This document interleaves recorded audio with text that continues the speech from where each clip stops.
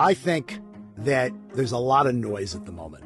One of my jobs running a big organization is to try to step back and be very thoughtful and think about what is substantive policy that's going to have substantive impact and what's short-term noise. I have sympathy, I have empathy, not just for the chancellor, but for anyone who's serving in one of these governments and one of these administrations. These are hard jobs. I think the most important thing about leadership is an ability to change your mind and an ability to make decisions, have conviction, but also be willing to constantly listen and be willing to say, nope, not working. We need to change. If you go back and you look at when we started, the market cap was between 60 and 70 billion, and now the market cap is 225 billion. And that's been a journey. It's not been a straight line. Yes, we feel good about it. It makes me feel good. It makes the team feel good. But what actually is exciting is the fact that we think we got a long way to go.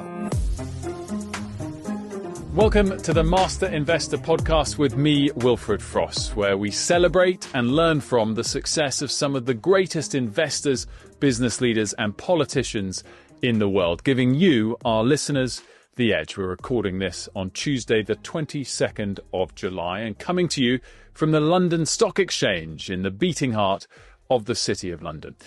My guest today is the most important person in capital markets globally.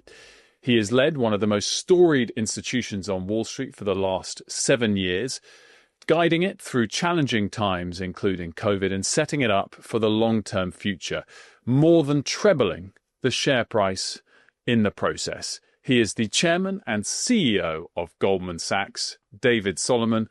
David, welcome to London and welcome to the Master Investor Podcast. It's great to see you. It's great to see you, Wilf. I'm happy to be here, happy to be at the Stock Exchange, happy to be with you. And delighted to spend some time talking. I'm really excited about this. We've done a number of interviews, never here in London and never extended like this one is going to be. And I just have to jump straight in. Markets at all-time closing highs once again. You're in the risk management business. Is risk a little bit underpriced right now? I think it's hard to say that risk is underpriced. But whenever you see markets running in one direction, I think you always have to ask, if I looked forward 6 months from now and the market was 10% lower, what happened? So we're in the risk management business to a broad degree at Goldman Sachs. And we spend a lot of time thinking about, what if this, what if that? A lot of the what ifs are probably small probabilities of happening. But I think it's a good time to evaluate what could break down some of the market momentum. Broadly, I'm quite constructive and positive about the current environment. And I actually think for our business and for capital markets broadly, we're probably going to have a pretty constructive run over the next 6, 12, 18 months. But I do see places where I would say, markets are showing a very, very forward view of earnings and growth. And I think there are things out there that certainly could slow that, could check that to bring that back. But I'm quite constructive on the setup at the moment, particularly for a business like ours. Let's run through a couple of the risks. The U.S. debt position, does that worry you? I've talked extensively about the U.S. debt position and the change in fiscal policy over the last 10 to 15 years, particularly the last 10 years, and particularly since COVID and the pandemic. There was really a step function in fiscal change during the pandemic, coming out of the pandemic. And I think it's a very, very hard thing for governments, given the political environment we operate in, to shift or pull back. And so certainly reductions in how much we spend are very, very difficult. We continue to grow the amount that we're spending. So the question is, how much are we going to grow it? Can we constrain some of that growth? And that's countered and balanced by how well we can grow the economy. And so I do think debt levels are concerning. I do think that over time, the issue that we have to wrestle with, if we continue to run the fiscal play that we're running and grow debt levels the way we are, is that you've got to raise the cost of financing that debt as the debt grows, generally speaking. And as you do that, that crowds out other investment. And that crowding out of other investments slows growth. So I'm concerned about the level of debt and deficits, not just in the United States, but in most developed economies. I think it's politically very, very tough to slow that fiscal play. That fiscal play is making the growth environment quite constructive. And so that's why it's very, very hard to pull back on it. But I think when you look ahead over the next 10 years, this is going to create some speed bumps, some headwinds to growth. And probably at some point, there'll be some sort of an event that creates a little bit more discipline around the way we think about debt and deficits. There's so many countries, as you said, that are facing these sorts of debt dynamics. I mean, you use the word speed bumps there. Is there a chance of a much bigger crack in global bond markets? There always is a chance of a bigger crack in global bond markets. And when you talk about a crack, I think when people think about a crack, they think about an abrupt move or an abrupt change. That's absolutely possible. Something could spur a change. I mean, we've seen it. You could point to it. Here in the UK, there was a moment where there was a gilt crisis, and there was a little bit of a panic. That I would call that as a very quick and short-term change and a perspective on a bond market. In the U.S., obviously back in April, we saw pressure on the bond markets, although that pressure was relatively short-lived. I think you could see something like that. There could be an event that creates that kind of pressure, but I think the more likely scenario is we're growing our debt in the United States. The debt levels are growing. We're trying to run, or this administration is certainly trying to run, a higher growth play. If we can't get growth to accelerate from here, to deal with the fact that we're spending more and we're growing the debt level, over time, rates gradually will creep up because the debt stack will grow. In rough numbers, we have $37 trillion of debt in the U.S.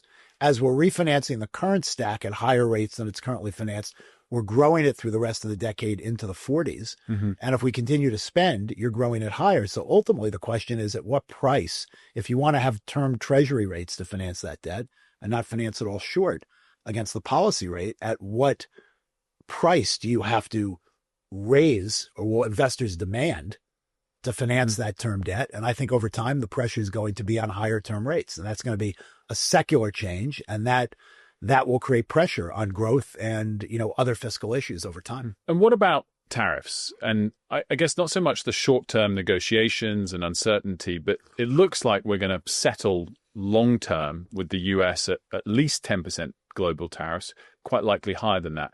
Is that a bigger drag on growth and market sentiment than is currently priced in? I think it's a drag on growth for sure. I think what the market's telling you, I think you're right. The market has basically accepted that the trade regime in the United States is going to be different. And I think it's pricing in a 10% base tariff and some specialized tariffs in certain industries. There's talk of trade deals in certain nations, but we don't actually have those deals. There's a difference between an agreement and an actual deal. I think there will be some trade deals over time, but I think we're going to operate with a base level of tariffs. And I think it's unclear exactly how much that will affect growth, but there will be an impact on growth from a 10% base tariff and these specialized tariffs. I think you'll get more of a handle on that during the fall. I think the forward growth prospects, if you listen to economists, including our economists, have been reduced as you look at the second half of the year and into early 26 because of the prospect of this tariff structure. But I do think it's absorbable. I don't think it pushes us into a recession. But I do think it's a change. And at the moment, it's still uncertain as to exactly how that filters through the economy. Is it a one-time step up in the price of goods and we kind of make that adjustment? Or are there other factors that cause it to actually have more of an inflationary effect as opposed to a one-time step up in the cost of goods? And that's hard to predict because we're dealing with something that's not fully absorbed yet. And what about the way that, you have tons of meetings with politicians and business leaders all around the world as you're doing this week, and obviously off to see our Prime Minister and our Chancellor shortly. Has it changed the way people view the United States? Has it changed the way they rely on America as a friend and ally? I think those are big picture questions that we should be very cautious about answering in a moment. So the U.S. has been an extraordinary ally to the UK and Europe for a long, long time. We're going through something, at the moment that certainly is creating a lot of discussion about what's the base partnership and relationship like. But to make bold statements about substantive change and the way these relationships, will exist as we go forward, I think we should be very cautious about that. The U.S. is an extraordinary economic ecosystem. I think one of the good things that's coming out of this is it's forcing some change in Europe, some more economic independence in Europe, which I think is good for growth in the world overall. And I would just be cautious about speculating as to significant changes in these very, very important, bilateral relationships. It's really interesting because I agree some of the results have been impressive on defense spending, for example, across NATO members. But I guess the view from here, from London, might be maybe tariffs are the right way forward. But have they been delivered in quite an abrupt way to allies? Maybe central bank independence isn't the way always to go, but is the message delivered in a fair way to the individual? And I think the one that really baffles people in Europe is maybe Putin does have some legitimate arguments and Zelensky deserves to be criticized, but is the way that criticism was delivered fair? I guess that's what I'm getting at, as to whether or not you hear that from any of your European partners, even Asian partners, that the tone with which some of the change in sentiment has been delivered by the US president has caused a new perspective. Well, I certainly, Wilf, I certainly hear that from lots of people. I hear that from people I've been in Europe 6 times in the last in the last 6 months, and so I certainly hear it when I'm in Europe. I've been in Asia. I hear it when I'm in Asia, and by the way, I hear it in the United States. And by the way, I think it sometimes too. So, I think you're making a point that's a very, very important point to some degree through the question you're asking. I think that there's a lot of noise at the moment. One of my jobs running a big organization is to try to step back and be very thoughtful and think about what is substantive policy that's going to have substantive impact and what's short-term noise. And I think there's a lot of short-term noise at the moment. Now, I think it's very fair to talk about stylistically the way different people do different things. And I do think that matters. I'm not saying that doesn't matter. I'm not dismissing it. But at the end of the day, when you talk about big structural changes in the economic order of the world and the way nations of the world relate, support each other, partnerships that are deep, I think you've got to be very cautious of allowing the noise in the short term to lead you to speculate to more substantive change than I think we're going to see. I mentioned central banks there. There's been a lot of moving parts on this the last couple of weeks. Do you expect Jay Powell ultimately, all things considered, will finish his term? And if he weren't to, would that be bad for the US dollar? A couple of things that I'd say. First of all, I think that central bank independence and Federal Reserve independence, not just in the U.S., that's why I say central bank independence, has served us well. Central bank independence around monetary policy, Fed independence around monetary policy has served us very well. And I think it's very important. And I think it's something that we all should advocate for, fight for, strive for. I do think Jay Powell, I don't know, but if you ask me to guess, even money bet, I do think Jay Powell serves out his term. His chair term. And, I would just caution people. Again, this gets to noise and substance. And again, there are things that we can say we don't like stylistically, but there's a long history of presidents trying to bully or influence, central bank, central bank chairs, Fed chairs. You can go back to Lyndon Johnson. You can look at Richard Nixon. There's a long history of this. I'm not saying it's right. I'm not saying the way it's being done is right. But at the end of the day, there is a large group of people who set monetary policy. I think it should be done independently. I think the leadership of the Fed is very, very important. And, I'm hopeful that the transition from Jay Powell, when his term is up, to the next Fed chairman will be a smooth one. There'll be somebody that the markets look to and view as competent in carrying out that responsibility to set monetary policy for the goals around price and inflation that are very, very important. And I think it's likely that will survive just fine. Let's talk a little bit more about the UK. And of course, we're coming to our listeners and our viewers from LSEG in the heart of London for this episode. What does London still offer the world as a financial centre, and what have we lost in London? Well, London, like New York, London has some deep structural advantages in the investment that the most significant financial firms in the world have made over a long period of time. But the financial industry is still driven by talent and capital formation. Mm-hmm.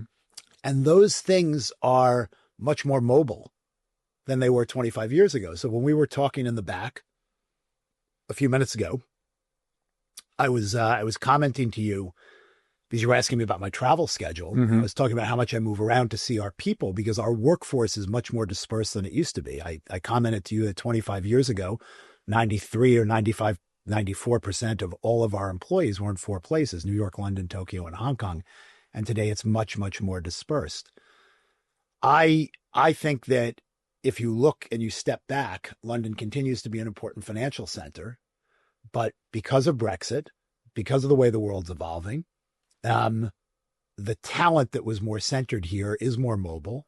We as a firm have many more people on the continent in the last 5 years than we did, 5 to 10 years ago.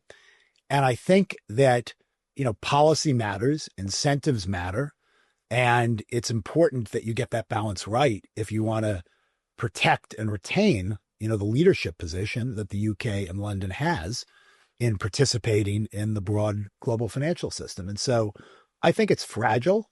I'm encouraged by some of what the current government is talking about in terms of supporting business and trying to support a more growth-oriented agenda.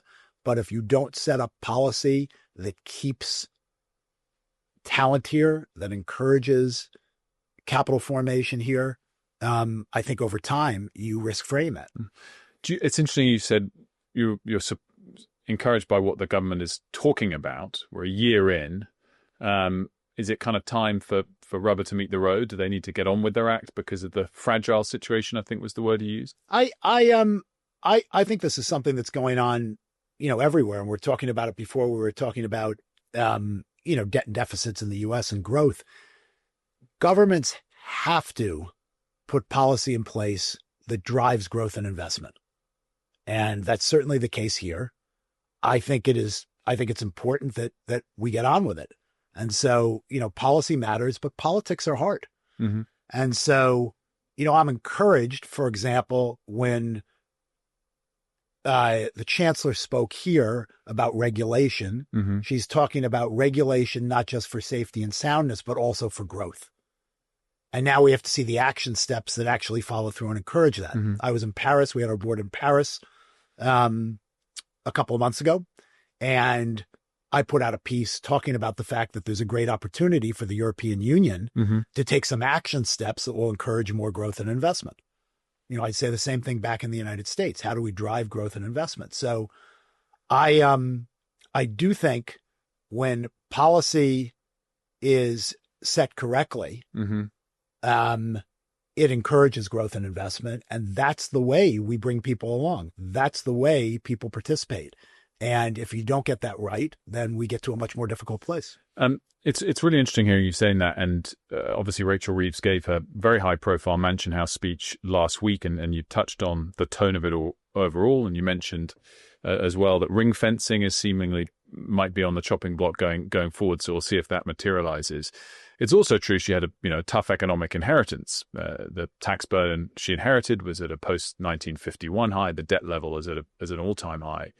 Do you have sympathy for the job that she has to do at the moment? I guess it's not easy, and I'm not sure if you've seen this from afar, but of late she was reduced to tears at one point in Parliament because of the pressure. Do you have sympathy for the Chancellor, the tough job that she has? I have sympathy. I have empathy, not just for the Chancellor, but for anyone who's serving in one of these governments or one of these administrations. These are hard jobs.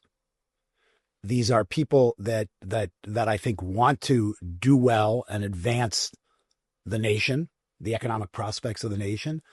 But the politics are hard, and the policy decisions and getting policy implemented is very difficult. You brought up ring fencing.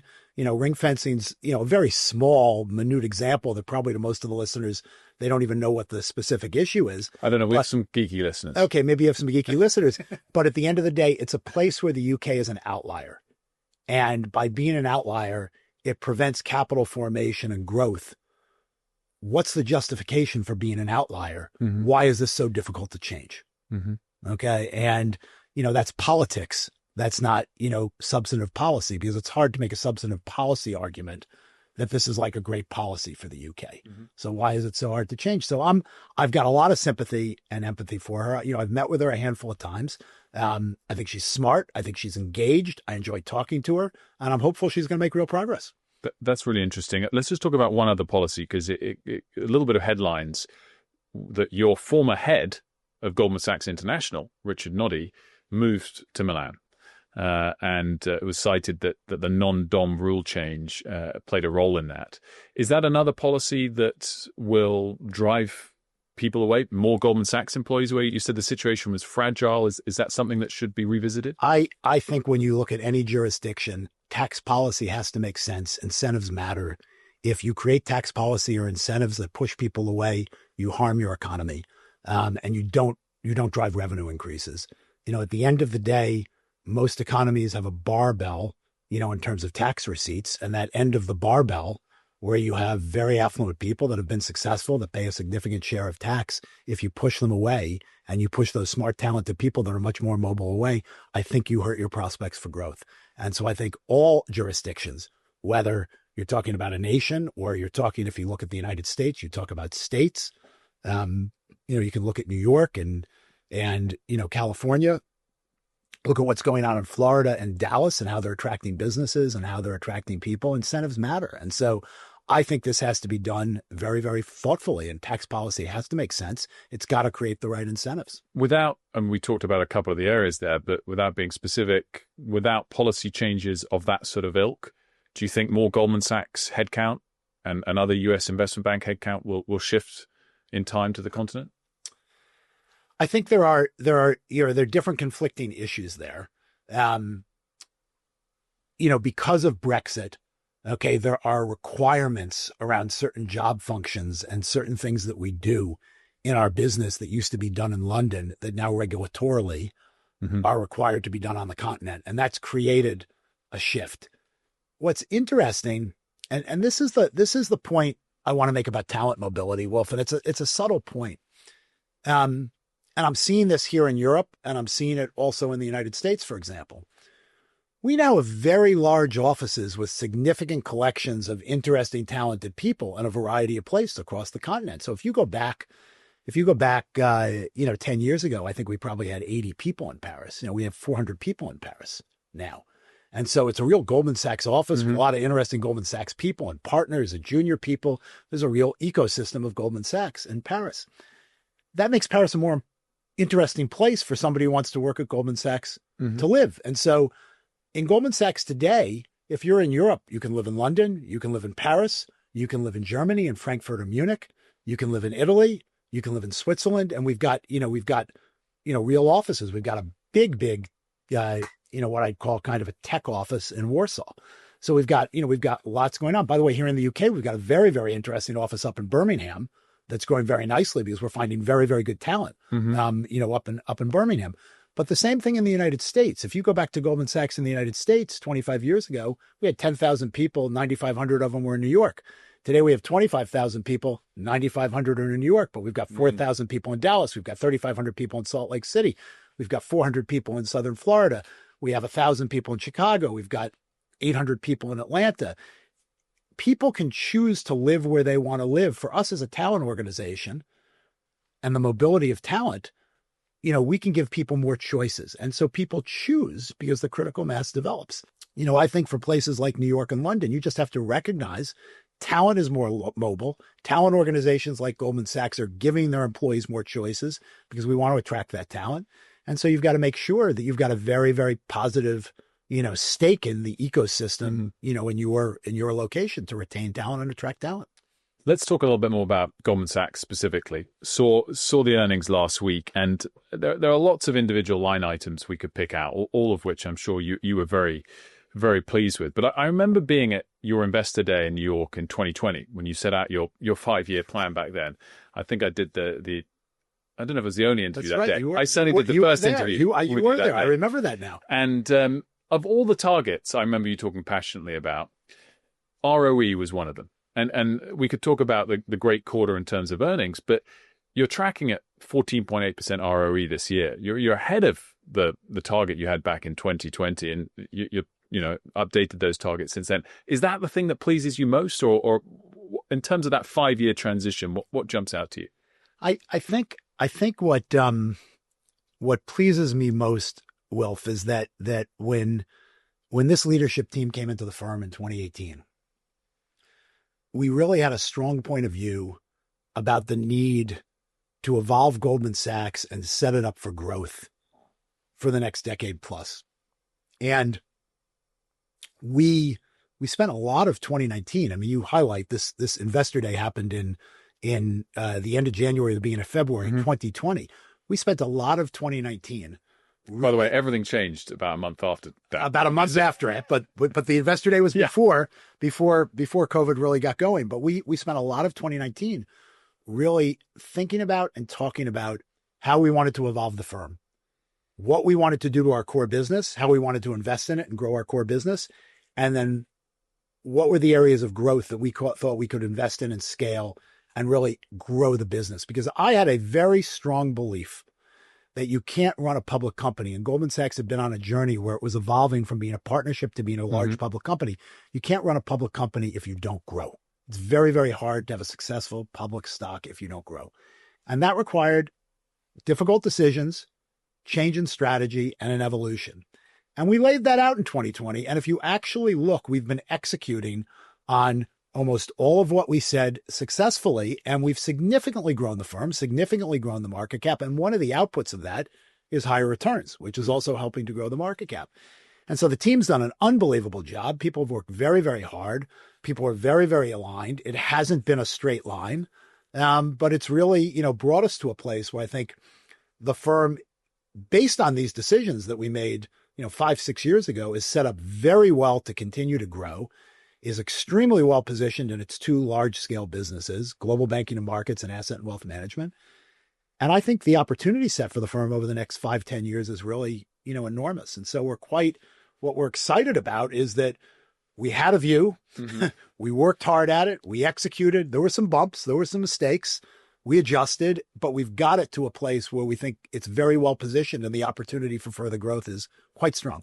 I mean, you mentioned the performance. I mean, the share price has more than trebled since you started, but it's more than doubled in just the last 2 years. And you've, over a 2-year period, significantly outperformed all of the banks in the US. Does that make you feel good? You said there were some bumps along the way. Does it feel a great contrast now? You point to the share price. I'd highlight moment in time is important. The share price got into the low 400s in 2021. So it's true that over the last couple of years it got lower and then it's doubled. 710 or something. But it's a journey. That the point is, if you go back and you look at when we started, the market cap was between 60 and 70 billion, and now the market cap is 225 billion. And that's been a journey. It's not been a straight line. Yes, we feel good about it. It makes me feel good. It makes the team feel good. But what actually is exciting is the fact that we think we got a long way to go. And the client franchise is in extraordinary shape. And as you look forward and you think about the environment we're in, I actually think, we've come through COVID, a very, very tough regulatory environment. Good news, no pandemic now, a better regulatory environment. We've been talking about governments running growthier plays. I think that's going to be a theme, broadly across developed economies. And so I think we're in a place, AI as a productivity gainer in the enterprise, I think is a huge, huge opportunity.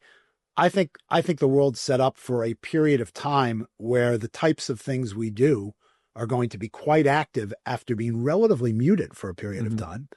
And I think that's quite exciting because we can continue to grow our business and strengthen our position. During the speed bumps, if we use your phrase, 2 or 3 years ago, I'm saying this from, far watching as I was from London. I'd moved back from the US. Some people reported it as if some of your deputies or lieutenants were trying to make a play for the crown, as it were. Do you look back at that and think, if you come for the king, you best not miss? I think Goldman Sachs is an organization that has thrived on the value of partnership. We have four core values. Partnership is one of them. I think we've done an extraordinary job over the last 26 years since we've gone public. We are truly a public company, but we retain a partnership culture that I think is unique. And I think it differentiates the firm. It allows us to attract more extraordinary talent. And there are enormous benefits to the decisions we've made and that culture we've created. I think one of the parts of that culture is people speak up if they're not happy. And at times when, the market environment is stressed and we're not performing as well as we'd like to perform, when candidly compensation goes down, from higher years, there's often been noise inside Goldman Sachs. That was not the first period of time when that occurred. And, I think it goes with the territory. But I think the firm is incredibly aligned at the moment. The partnership's incredibly aligned, and we're pushing the firm forward. And I think we're in a very, very good place. In terms of the strategy, two core buckets, you mentioned them there.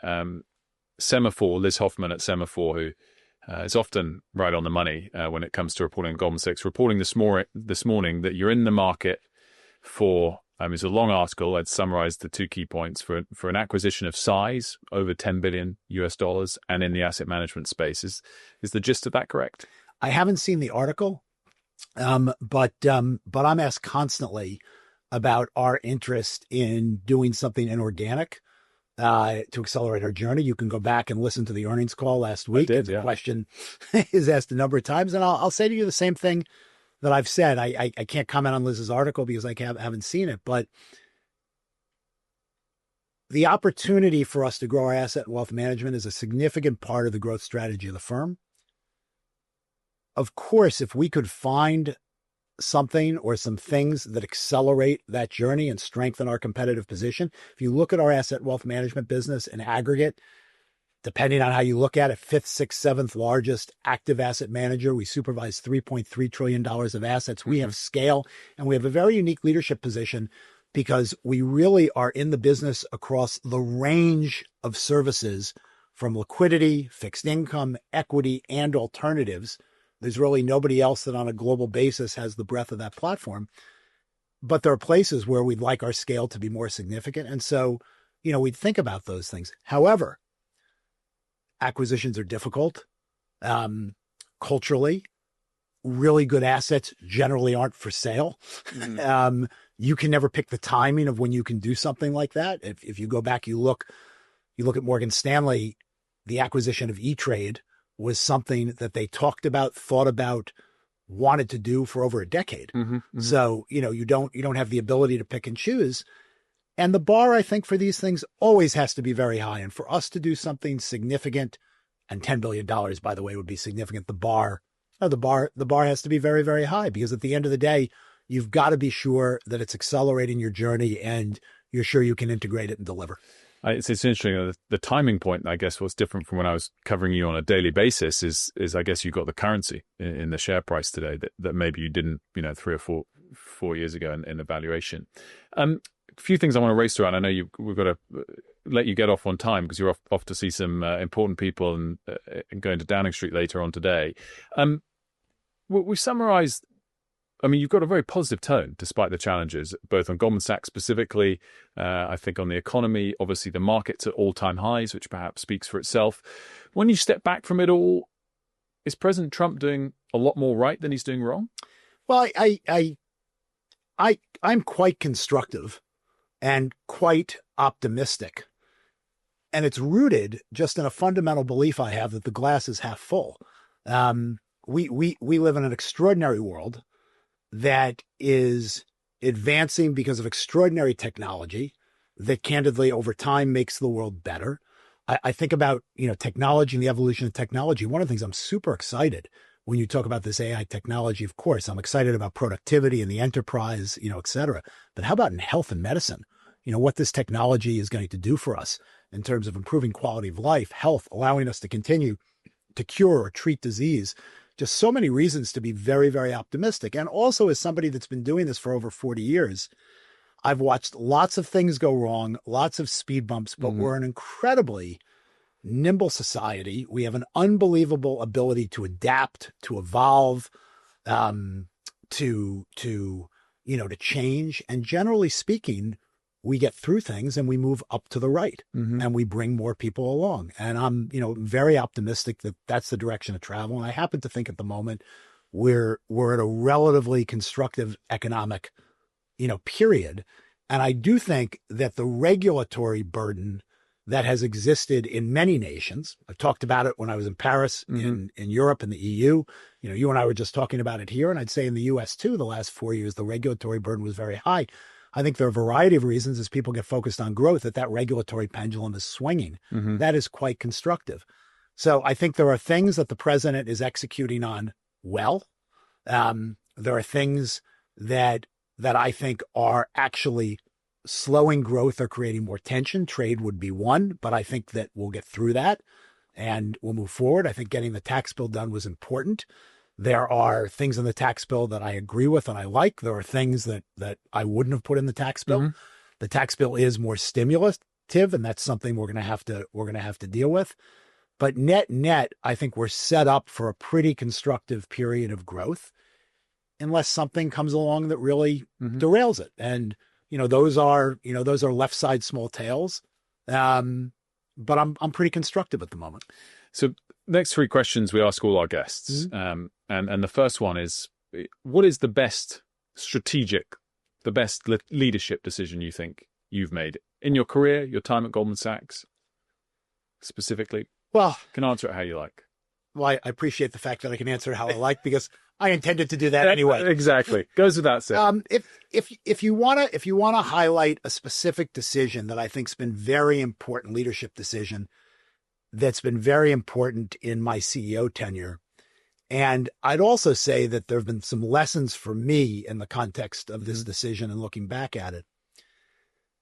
The first day of my CEO tenure, October 1st, 2018, we put out a memo talking about a pilot for one Goldman Sachs to serve 30 significant clients of the firm. And it was an attempt by the leadership team to really set out that the client centricity of the firm was incredibly important, and we wanted to improve the way our clients experience the firm. And we decided to do it by creating a pilot for 30 very significant clients, and we called it One Goldman Sachs. And we then put some incentives around it. Well, it really caught on. It really worked.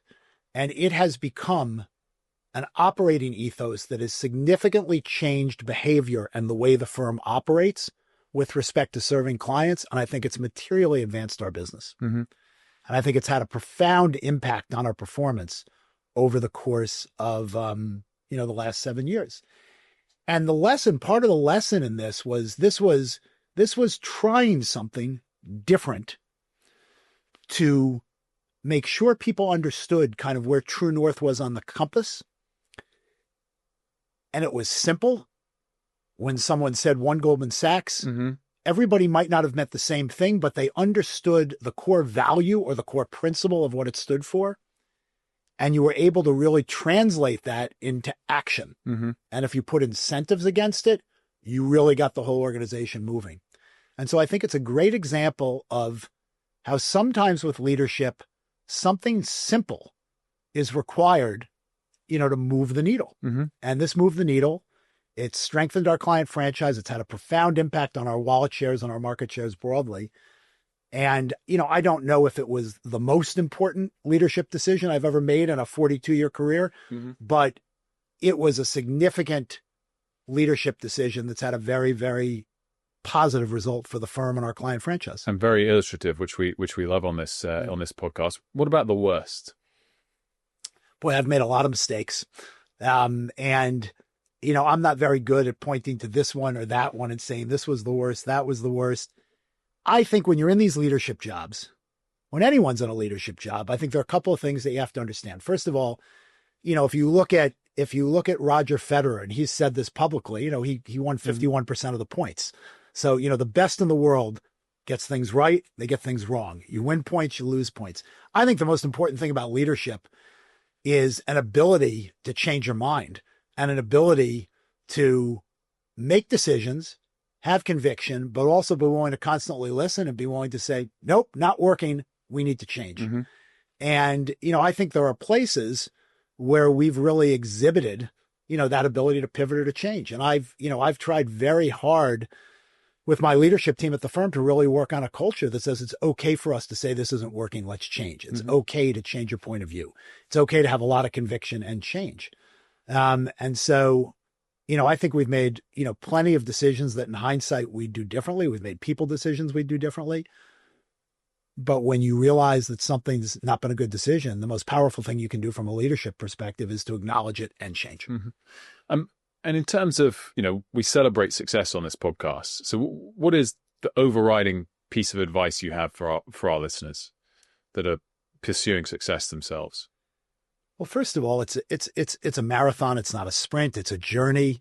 And I just think it's very, very important. One of the things I've learned over the course of the last, I've learned this in my career, but it's really been amplified to me over the last 7 years as I've sat in this job in the seat, is you have to have a North Star. You have to have a compass that's pointing north. You have to have a clear vision of where you're trying to go. You have to have conviction around that vision. Of course, you've got to be willing to listen and adjust. But when you think about kind of North Star and the compass pointing north, you've got to have a clear vision. And you have to be prepared for the fact that it's not going to be a straight line. You're going to be challenged on the direction of travel. And, if you've got conviction about where you're trying to go, be patient, do the right things, be patient, and ultimately performance is rewarded and execution, on the vision, if the vision is correct, will be embraced and will be rewarded. But it takes time and it's a journey, and it's, there's no free lunch. There's no straight line. Hard work, showing up, persistence, resilience, all those things still matter in our complex world. And, patience really is a virtue. Well, David, it has been an absolute pleasure to catch up with you today and to have your wisdom and be able to share it with our listeners, particularly here in London, for an extended conversation here at LSEG. Thank you so much for joining us. It's my pleasure, Wolf. It's great to see you always, and thank you so much for having me. That was the chairman and CEO of Goldman Sachs, David Solomon, and this episode was sponsored by LSEG. Next week, we'll be interviewing the Bridgewater founder, Ray Dalio, so make sure to subscribe ahead of that episode. And please do remember that nothing said in the Master Investor podcast should be considered direct financial advice. There's more information in our show notes about that. The Master Investor podcast is a production of Paradigm Productions and Master Investor Podcast Limited in association with Birdlime Media. If you've enjoyed this episode, please do subscribe and leave us a 5-star review. And see you next week with Ray Dalio.